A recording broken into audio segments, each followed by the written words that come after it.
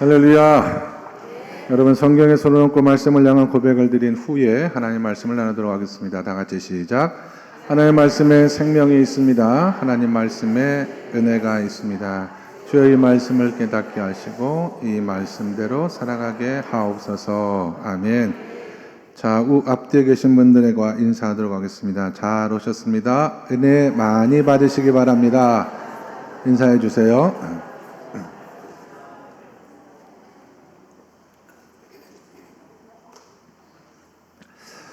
자, 원래는 사도행전 9장 32절 이하의 말씀부터 시작해서 예수님이 하셨던 그 일이라는 제목의 말씀을 준비했다가 사도행전 10장 전체를 다 포함을 해서 준비하다 보니까 제목을 하나님의 소원 이렇게 정하는 것이 맞다 싶어서 제가 바꿨는데 주보에는 예수님이 하셨던 그 일 이렇게 되어져 있죠.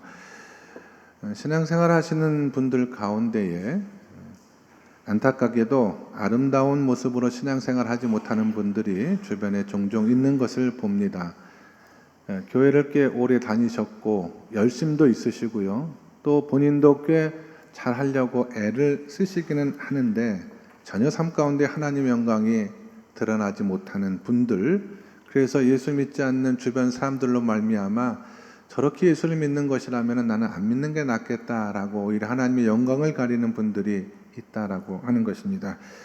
왜 이렇게 신앙생활을 하면서 아름다운 모습을 보이지도 못하고 사람들에게 이런 이야기를 들을 수밖에 없는가 생각해 볼 때 이유는 여러 가지가 있겠습니다만은 그 중에 주요한 이유 가운데 하나가 뭐냐면 정확하게 이분은 하나님이 누구인가를 제대로 알지 못하기 때문에, 참된 하나님에 대해서 알지 못하기 때문에 그런 모습을 보여주고 있는 것은 아닌가라는 생각을 합니다. 신앙생활하면서도 참된 하나님에 대해서 알지 못하면 신앙인들은 자기가 만들어낸 하나님을 믿는 경향이 있거든요. 여기서 자기가 만든 하나님이라고 하는 것은 자기와 비슷한 하나님을 말합니다. 예를 들면 하나님은 용서의 하나님이시잖아요. 그러나 자신이 용서할 줄 모르는 삶을 살아가는 사람이기 때문에 주변에 사람들 용서하지 못하고 하나님이 우리의 모든 죄를 다 용납해 주신다는 사실을 선뜻 믿지 못하는 거예요. 또 자기가 인간관계를 할 때 철저하게 계산과 이익에 근거해서 인간관계를 맺기 때문에 하나님 우리에게 모든 좋은 것을 다 주시기 원하시는 하나님이시라는 말씀도 선뜻 믿고 받아들이기가 어려운 것이, 자기와 비슷한 하나님을 만들고 그분이 진짜 하나님이라고 잘못 믿고 신앙생활하기 때문에 하나님의 영광이 그 신앙 가운데 나타나기가 매우 어려우며 주변에 있는 많은 사람들을 오히려 불편하게 만드는 신앙생활을 하는 경우가 얼마든지 있을 수가 있다라고 하는 것입니다. 그래서 우리가 정말 남에게도 덕이 되고 내 신앙생활에도 기쁨과 또 재미와 유익이 있는 그런 신앙생활을 하기 위해서는 참된 하나님, 또 참된 하나님의 소원이 무엇인가를 아는 것이 매우 중요한데, 지난번 바울의 사건 이후에 오늘 성경에 기록된 베드로의 이야기, 사도행전 9장 32절부터 10장 마지막 절까지 이 베드로의 이야기를 통해서 우리는 두 가지를, 하나님의 소원 두 가지를 발견할 수가 있거든요. 첫 번째, 이 하나님의 소원은 무엇이냐면 우리로 하여금 하나님께서는 예수님이 하셨던 그 일을 지금도 계속해서 감당하게 나아가기 원하시는 것이 바로 하나님의 뜻이라는 거예요. 우리도 그렇고 우리 양림교회도 예수 그리스도께 하셨던 그 일들을 오늘도 계속해서 감당해 나아가길 원하는 것이 바로 하나님의 뜻이요 소원이다라고 하는 사실입니다. 베드로 사도행전 9장 31절 이하의 말씀을 보시면 베드로가 경험했던 두 가지 사건이 성경에 기록이 되어져 있습니다. 하나는 룻다라고 하는 곳에 베드로가 가서 애니아라고 하는 8년 동안 중풍병으로 누워있던 하나님의 제자를 예수의 이름으로 일으켜 세우시는 장면의 말씀이 하나고요. 또 하나는 이 룻다에서 서북쪽으로 약 한 15km 정도 떨어진 곳에 욥바라고 하는 곳이 있거든요. 그 욥바에 다비다라고 했던, 다른 이름으로 하면 도르가라고 하는 여인이 있었습니다. 당시 유대인들은 이름이 보통 두 개인 경우가 많았어요. 왜냐하면 하나는 아람 헬라식 이름이고 하나는 히브리식 이름이거든요. 다비다라고 하는 것은 아람어입니다. 그리고 도르가는 헬라어거든요. 이 여인이 이름의 뜻은 같아요. 영양 혹은 사슴이라는 뜻을 가지고 있는 좋은 이름을 가지고 있는 여인인데, 이 여인이 평소에 교회를 잘 섬겼고 구제를 많이 했고, 특별히 홀로 된 여인들을 지극정성으로 돌보는 그 일을 감당했던 사람인데, 그만 병이 들어 죽게 되거든요. 근데 베드로가 예수의 이름으로 그 다비다를 살려내는 장면, 이 두 가지가 기록이 되어져 있는데, 이걸 가만히 읽다 보면은 어떤 느낌이 드냐면, 이 얘기는 어디서 내가 본 것 같은데, 성경 어디서 한번 읽어본 것 같은데 하는 느낌을 받거든요. 그게 맞아요. 왜냐하면 이 루다에서 애니아라고 하는 제자를 일으켜 세울 때, 중풍병자를 일으켜 세울 때 베드로가 했던 행위는, 과거에 예수님께서 벳세다 연못에서 38년 된 병자를 일으킬 때 하셨던 말씀과 똑같은 말씀으로 고치는 것을 볼 수가 있거든요. 요한복음 5장 8절에 보시면 예수님께서 38년 된 중풍병자를 향해서 일어나 내 자리를 들고 걸어가라 명령했어요. 그러니까 38년 된 중풍병자가 일어났거든요. 근데 사도행전 9장 34절의 말씀에 보시면 베드로가 애니아를 고칠 때에도 이렇게 말합니다. 애니아야, 일어나서 내 자리를 정돈하라 라고 명령했더니 애니아가 8년 된 중풍병에서 일어나는 역사를 경험했다라고 하는 거예요. 비슷하죠?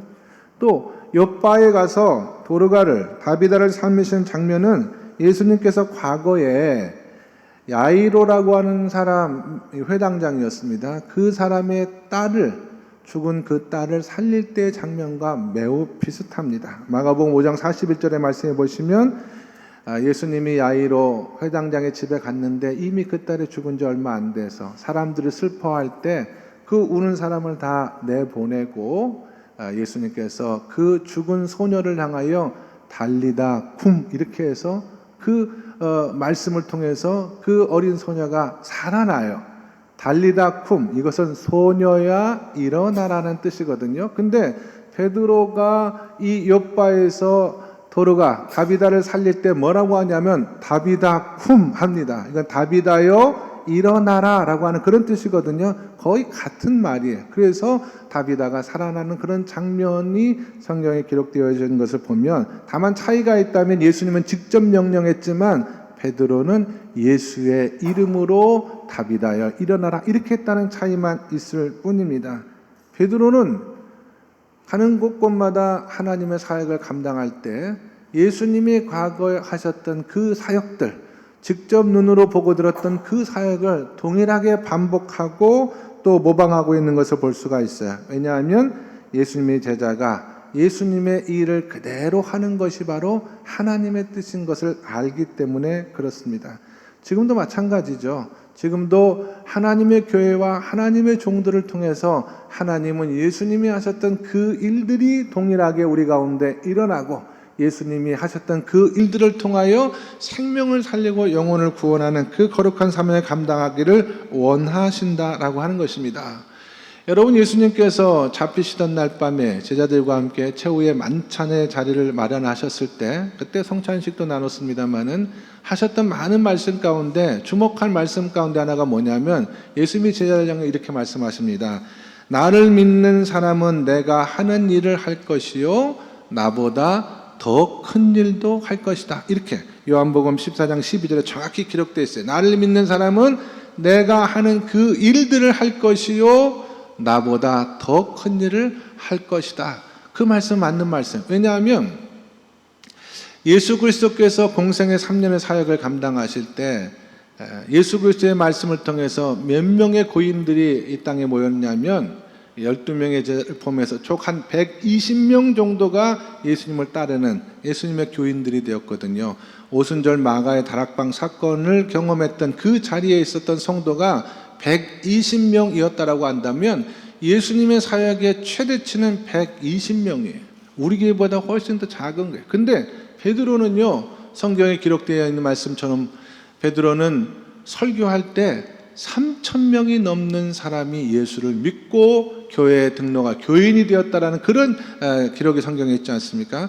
예수님이 하셨던 사역보다 훨씬 큰 사역을 제자들이 감당했다라고 하는 거예요. 그리고 예수님은 복음을 증거하시는 가운데 한 번도 팔레스타인, 유대 땅 밖을 가보신 적이 없어요. 우리말로 하면 한 번도 예수님은 비행기 타고 해외여행을 가신 적이 없는 분이거든요. 그런데 예수님이 이제 사도 바울은 복음을 들고 아시아 온 땅과 그리스와 로마에 이르기까지 세계 방방 곳곳에 나아가서 하나님의 복음을 증거했다라고 하는 것을 보면 예수님이 하셨던 그 일들을 제자들이 감당했을 뿐만 아니라 더 많이, 더 크게 감당했다라고 하는 것이 성경의 증언이라고 할 수가 있습니다. 그러므로 우리는 예수님이 하신 말씀처럼 나를 믿는 사람은 내가 하는 일도 할 것이요 그보다 더 큰 일을 할 수 있다라고 하는 이 말씀에 기대치를 가지고 내가 하나님의 일을 감당할 때 내 사역과 삶을 통해서 뿐만 아니라 우리 양림교회를 통하여서도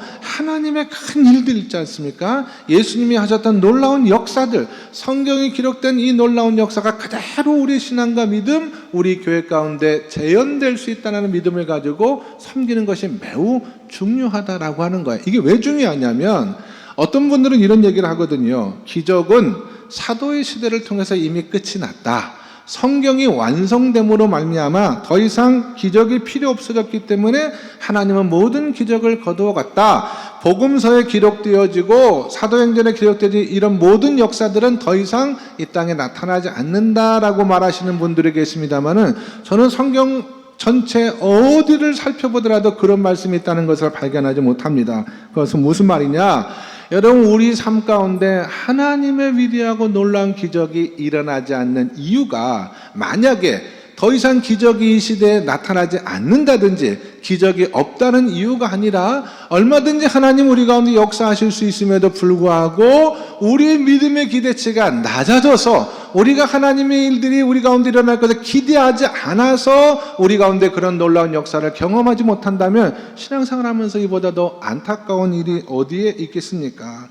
하나님의 역사는 자동적으로 일어나진 않아요. 하나님은 항상 믿음이 있는 곳에 하나님의 역사를 기대하는 곳에 나타난다라고 한다면 저는 우리가 신앙생활하면서 예수님께 하셨던 그 일들, 그보다 더 큰 일들이 우리의 신앙생활 가운데 나타나고 우리 교회 성도들의 삶을 통해서 아름답게 역사할 수 있는 그런 신앙생활을 기대할 수 있는 저와 여러분 모두가 다 될 수 있기를 주님의 이름으로 간절히 축원합니다.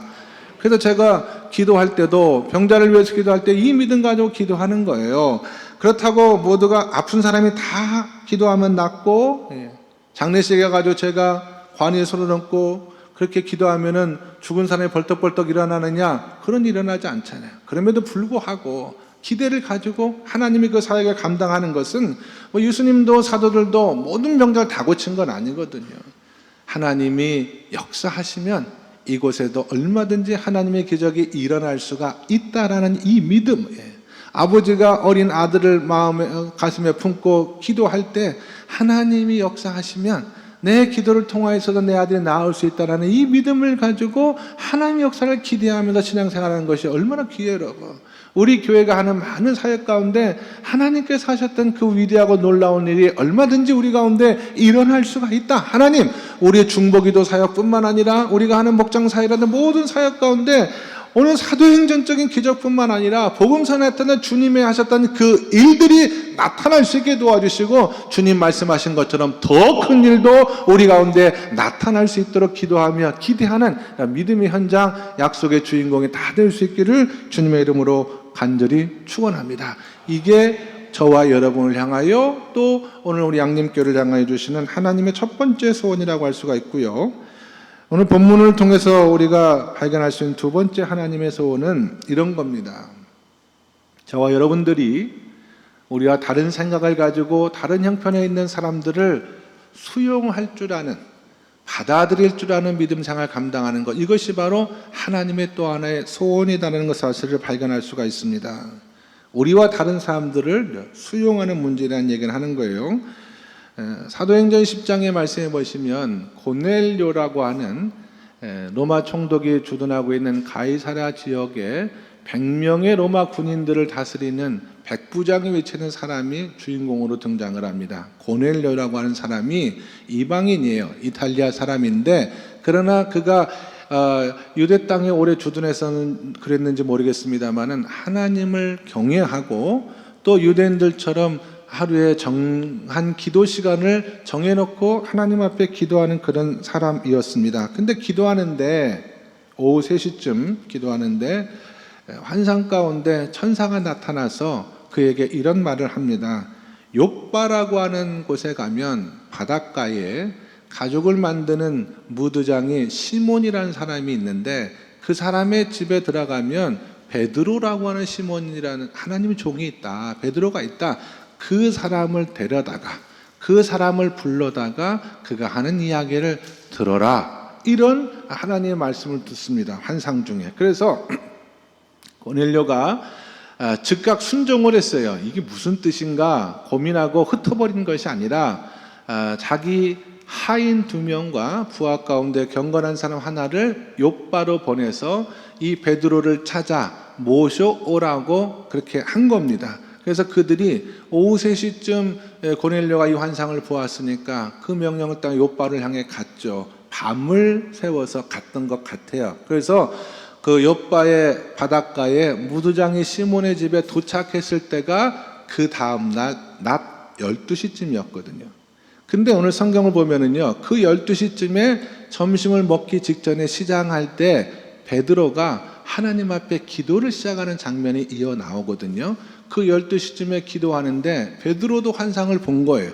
환상을 보았는데 하늘에서 커다란 보자기 같은 것이 내려오는데 그 안에 뭐가 가득 담겨져 있거든요. 보았더니 거기에 많은 짐승들, 나는 것, 기는 것, 땅에 있는 짐승들이 있는데 그 짐승들의 공통점은 뭐냐면 먹어서는 안 되는 부정한 짐승들이었다고 하는 것입니다. 근데 하나님께서 환상 가운데 베드로에게 말씀하시기를 베드로야 배고프지 않느냐? 그거 먹어라. 이렇게 얘기하는 거예요. 베드로는 처음에 하나님의 자신의 어떤 경건과 믿음을 시험하는 줄 알았거든요. 그래서 하나님 여기 있는 음식들은 율법이 정한 부정한 음식들입니다. 저는 먹을 수가 없어요. 그렇게 이야기를 해서 하나님은 잘했다. 그렇게 하실 줄 알았는데 하나님이 또 뜻밖의 말씀을 하시는 거예요. 두 번째로 하나님께서 음성을 주시기에 내가 깨끗하다고 한 것을 너는 왜 속되다고 말하느냐? 더럽다고 말하느냐? 이런 얘기를 3번 한 다음에 이제 보자기 환상이 사라지는 거거든요. 이게 뭔 얘기인가? 왜 하나님께서 이런 부정한 음식들을 나에게 보여주시며 먹으라고 하고 내가 율법을 따라서 부정한 음식이기 때문에 못 먹겠다고 하니까 내가 깨끗하다고 한 거를 너는 왜 속되다고 하느냐 이런 말씀을 하실까라고 고민하던 차에 사람들이 와서 누가 당신을 찾는다고 하는 거예요. 내려와서 봤더니 고넬료가 보냈던 그 사람들이 도착한 거예요. 그래서 내가 베드로인데 왜 오셨어? 라고 물어봤더니 그 사람이 말하기를 우리는 가이사랴의 경건한 하나님의 종 고넬료라고 하는 사람의 하인인데 그분의 말씀에 이곳에 와서 당신을 데려다가 우리에게 말씀을 전해달라고 하는 부탁을 받아서 우리가 왔다. 그러니까 베드로가 이상하다. 가만히 생각을 해보는데 어떤 느낌이 왔느냐. 베드로도 영적인 사람 아닙니까? 어쩌면 하나님이 나에게 환상을 보여주신 그것은 음식에 관한 것이 아니라 어쩌면 이것이 이방인에 관한 것을 말씀해주고 있는 것이 아닌가 이런 생각을 했어요. 왜냐하면 유대인들은 이방인들과 물론 사업도 하죠. 교제하는 사람들도 적지 않아 있었습니다. 그러나 유대인들은 절대로 이방인의 집에 가지 않아요. 왜냐하면 이방인의 집에 들어가면 부정 탈까봐 부정하다고 느껴질까봐 안 들어가. 왜냐하면 가다 보면은 식사도 하고 그래야 되지 않습니까? 근데 유대인들은 먹는 거 굉장히 따지잖아요. 돼지고기 먹으면 안 되고 또 음식도 피가 조금이라도 섞여서 조리된 것은 먹지 않았습니다. 그런데 돼지고기가 나올지도 모르는 거고 또 돼지고기 아닐지라도 조리하는 과정 속에서 그것이 피가 섞여진 음식일 수도 있고 또 이것이 우상 제단에 들여졌다가 온 고기일 수도 있고 여하간 먹는 문제가 복잡하니까 아예 유대인들은 이방인의 집에 가지 않는 것이 맞아요. 그래서 안 갔습니다. 근데 이 일들을 하나님께서 왜 환상 가운데 보여주셨나? 그리고 왜 이방인이 자기의 집에 나를 부르나? 이런 것들을 연결해 생각해 볼 때, 어쩌면 하나님께서 음식 문제가 아니라 이방인에 관하여 중요한 것을 나에게 말씀하시려고 보내시는 것 같다라는 마음이 확신이 들었어요. 그래가지고 그 밤 같이 거기서 자고 그 다음날 가이사랴에서 떠나가는데 길이 멀다 보니까 또 가다가 하룻밤 자고 나흘째 되는 날에 고넬료의 집에 도착했어요. 고넬료는 자기 하인을 보낸 후에 가만히 계산해 보니까 나흘쯤 지나면 올 것 같아, 베드로가. 그래가지고 자기 친척들과 친지들과 많은 사람들을 불러가지고 기다리고 있었는데 베드로가 딱 온 거예요. 그러니까 고넬료가 와서, 성경에 있는 얘기입니다. 엎드려서 무릎을 꿇고 절하니까 왜 똑같은 사람인데 나한테 절하냐. 그리고 이렇게 세워. 그리고 왜 나를 왜 불렀냐고 물어보니까 고넬료가 말하는 거예요. 나흘째 되는 그 날에 내가 기도하는 가운데 하나님께서 욥바로 가서 당신을 청해서 말씀을 듣게 하는 그런 요청이 있어 내가 부하들을 보내서 당신을 모신 것이요 라고 한 거예요. 그래서 베드로가 하나님에게 전할 말씀이 있겠다 싶어가지고 설교를 시작했습니다.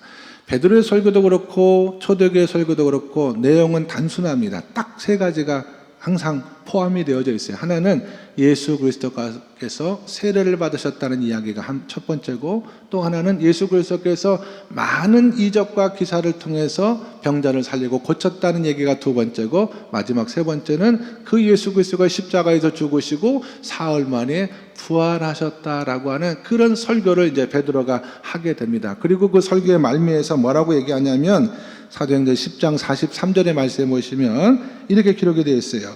그에 대하여 모든 선지자도 증언하되, 그는 예수를 말합니다. 그를 믿는 사람들이 다 그의 이름을 힘입어 죄 사함을 받는다 하였느니라 라고 하는 설교의 마지막 부분에서 성령이 내린 거예요.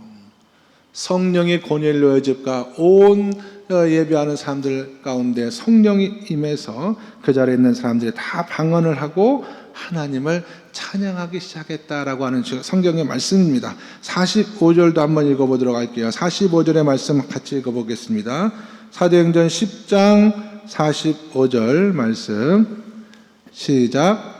베드로와 함께 온 할례 받은 신자들이 이방인들에게도 성령 부어주심으로 말미암아 놀라니. 아멘. 그러니까 왜 놀랐냐면 이 사람들은 하나님이 이방 사람들에게도 이제 복음을 전하시는구나 라는 정도는 생각을 했어요. 그런데 이방인들을 정말 자기네들하고 똑같이 취급하리라는 것까지는 상상하지 못했거든요. 왜냐하면 자기네들이 성령을 받을 때 나타났던 현상과 똑같은 현상이 이방인과 이방인의 집에서 일어나게 된 것을 보고, 하나님께서는 단순히 이방인들에게 복음을 전하시는 것뿐만 아니라 이방 사람들 전체를 우리와 똑같은 하나님의 자녀로 삼아주시는구나 라고 하는 깨달음에까지 이르게 되었다라고 하는 것입니다. 그래서 이제 그 사람들이 세례를 받아요. 고넬료가 또 그 가정에 있는 사람들이 성령의 은혜를 경험한 사건은 이 사도행전 10장의 말씀은 교회 전체 역사를 통해서도 매우 중요한 사건입니다. 어떤 의미가 있냐면 이제 복음이 공식적이고 본격적으로 유대인을 넘어서 이방인에게까지 향해가는 그 사건으로 기록이 되어져 있어요. 물론 이전에도 빌립이 에티오피아 내시에게 세례를 준 적도 있었고, 예수님 시대에 또 헬라 사람 몇이 복음을 들어온 적은 있었습니다만은 이 고넬료의 사건을 통하여 예수님께서 하셨던 그 말씀 있잖아요. 예루살렘과 온 유대와 이제 사마리아를 넘어서서 땅끝에 있는 모든 이방인들에게 복음을 전해주는 그런 위대하고 놀라운 사건이 시작이 되었다. 그래서 이 말씀을 적용할 때 일반적으로 적용할 수도 있어요. 우리 주변에 있는 사람들, 그 사람들, 우리와 다른 사람들에게도 우리가 담을 허물고 그 사람들을 수용하고 받아들이는 의미로 얼마든지 이 말씀을 적용할 수가 있습니다만은, 이 사건이 가지고 있는 아까 말씀드린 의미에 우리가 더 집중해서 생각해 보면은 하나님은 특별한 적용을 우리에게 하실 수도 있다는 생각을 하게 됩니다. 그 말은 우리가 이 말씀을 정말 하나님의 말씀으로 받으면은요, 저는 이 한 주간의 저와 여러분의 신앙생활 가운데 하나님은 우리와 생각과 삶이 다른 어떤 사람들을 우리 곁에 보내주실 거다라는 생각이 있고요, 그 사람들을 우리가 받아들이고 수용하는 신앙과 믿음의 삶으로 적용할 수 있도록 이 말씀을 주셨다고 믿어요. 정말 하나님께서 어떤 사람을 우리 곁에 보내주셨다라고 한다면 그 사람을 향하여 우리가 다름을 넘어서서 하나됨을 추구하는, 사도 바울이 이 하나님의 마음을 잘 알았기 때문에 갈라디아서 3장 26절, 27절, 28절에서 사도 바울이 이런 말씀을 성경에 기록해 놓았습니다. 너희가 다 믿음으로 말미암아 그리스도 예수 안에서 하나님의 아들이 되었으니 너희는 유대인이나 헬라인이나 종이나 자유인이나 남자나 여자나 다 그리스도 예수 안에서 하나이니라. 당연히 우리는 모든 하나인데 이 말씀은 그 하나 되게 하는 하나님의 소원을 이루는 그 사역 가운데 저와 여러분을 하나님께서 택하신다는 거예요. 베드로를 택해서 이 긴 사건을 경험하게 하신 이유는 베드로로 말미암아 세상의 모든 다른 사람들이 하나 되게 하는 하나님의 도구로 그가 사용하셨다라고 하는 의미입니다. 제가 주중에 어느 선배 선교사님의 그 긴급 기도 제목을 문자로 카톡으로 받았거든요. 그분은 굉장히 똑똑하신 분이에요. 제가 아는 선배들 가운데 굉장히 능력도 탁월하신 분인데 이분이 좋은 교회에서 사역하는 그런 것들을 마다하고 어느 날 중국으로 선교를 떠나가시더라고요. 똑똑하니까 뭐 현지에 가서 1년도 안 돼가지고 중국말을 얼마나 금방 또 배우고 사역을 많이 하시는지 고생 많이 했어요. 여러분 예전에 사천성에 막 지진 나고 할 때 거의 죽을 뻔하고 살고 죽을 뻔하다가 살아나셨고, 그리고 또 추방당해서 들어가지도 못하고 고생 많이 했거든요. 지금 이제 대만에서 사역하시는데 그분의 가정에 이제 사모님이 큰 어려움을 당해가지고 기도해달라 부탁하는, 제가 그런 생각이 들어요. 이분은 정말 똑똑하고 능력이 많으신 분인데 왜 이렇게 고생을 하는데, 고생하는 일들에게 자초해서 그런 일들을 하나, 저 멀리 오지에 가가지고 이렇게 핍박을 받으면서 이 선교 사역을 하는가라는 생각을 잠깐 할 때 하나님께서 느닷없이 에게 주신 깨달음이 뭐냐면, 이분은 하나님의 소원을 누구보다도 뜨겁게 깨달은 분이기 때문에 하나님은 정말 어느 누구가 하나님의 자녀가 되는 것을 마다하지 않고 어느 민족, 어느 종족도 하나님 구원받은 백성의 반열에서 소외되는 걸 원치 않기 때문에 그 하나님의 마음을 특별히 깨달은 은혜가 있었기에 이분을 들어서 그곳에서 하나님의 사역을 감당케 하셨구나. 이 사역은 아무나 감당하는 것이 아니에요. 선교사는 아무나 할 수 있는 것이 아닙니다. 하나님의 마음의 소원을 뜨겁게 경험한 사람만이 그 사역 가운데 하나님 앞에 쓰임을 받을 수가 있다라고 하는 것입니다. 그래서 하나님께서 어떤 사람을 우리에게, 어떤 사명을 우리에게 주시더라도 하나님, 내가 성령의 하나 되게 하심을 힘써 지키며 이 사명을 감당케 하는 종이 되게 하옵소서. 이 믿음을 갖는 것이 매우 중요하다는 생각이 들어요. 그 중요하다는 사실을 깨닫게 했던 사건이 어제 밤에 있었습니다. 제가 아들이 대학 졸업을 했어요. 꽤 오래 걸렸습니다. 졸업식을 해서 엄마도 또 누나도 가족들이 축하하러 올라갔어요. 근데 졸업식 그 행사하는 걸 토요일로 삼으니 저만 못 갔죠. 저만. 항상 보면 우리 집안의 행사에는 저만 없어요. 입학할 때도 저만 없고 졸업할 때도 저만 없고. 그래서 밤늦게 이제 우리 아내가 다 행사를 마치고 집에 와서 차를 타고 데리고 왔는데, 딸하고 사이가 그 밤에, 토요일 밤 12시쯤에 급하게 저하고 하고 싶은 얘기가 있다고 영상통화를 하자고 그래가지고 또 영상통화를 했는데, 이제 이게 저는 성령의 하나 되게 하신 역사를 제 마음속에 하나님께서 감동을 주셔서 감당케 하시는구나라는 그런 제목, 하나님의 뜻으로 받았습니다. 저희 가정이 신앙과 믿음의 가정이에요. 그런데 제가 이제 민주화의 성지 광주로 내려왔지 않습니까? 서울에 어머님도 계시고 딸들 사위에 아들들이 있는데 점점 시간이 갈수록 우리 딸과 우리 어머니와 이분들의 신앙이 보수화되는 거예요. 점점 보수화가 되는 거예요.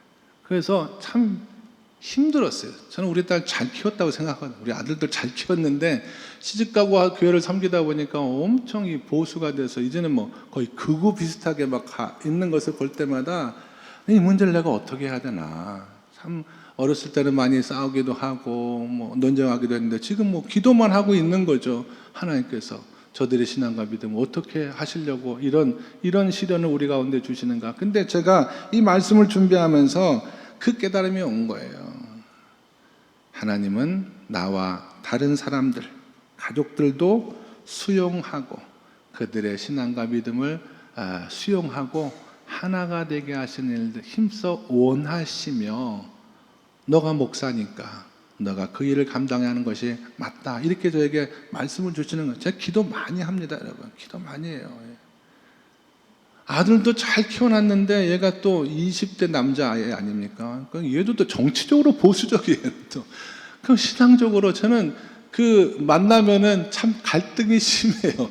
과거에는 그렇게 다 제 말만 잘 듣던 아이들이 이제 시집가고 더 커가지고 말이죠. 자기 주장들을 하는데 그럴 때마다 하나님께서 저에게 다른 사람을 수용하고 그 사람들과 하나가 되기를 원하는 것, 내가 너를 사용하기 원한다는 그런 말씀을 주셔서 제가 회개하는 마음으로 우리 어머니를 위해서 자녀들을 위해서 기도하는 그런 밤을 가졌습니다. 그러니까 이 말씀은 일반적인 의미도 있겠습니다만은 구체적으로 저 여러분의 신앙생활 가운데 하나님께서는 우리가 화해하고 우리가 용서하고 우리가 받아들여야 될 어떤 사람들을 우리에게 보내주신다라고 할 때 정말 그들을 하나님께서 보내준 사람인 줄로 믿고 수용하고 받아들일 수 있는 그런 은혜가 우리 성도와 우리 교회 가운데 함께 할 수 있기를 주님의 이름으로 간절히 축원합니다.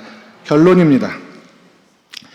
여러분, 우리가 정말 아름다운 크리스찬이 되기 위해서는 하나님을 제대로 알고 하나님의 소원도 제대로 알아야 됩니다.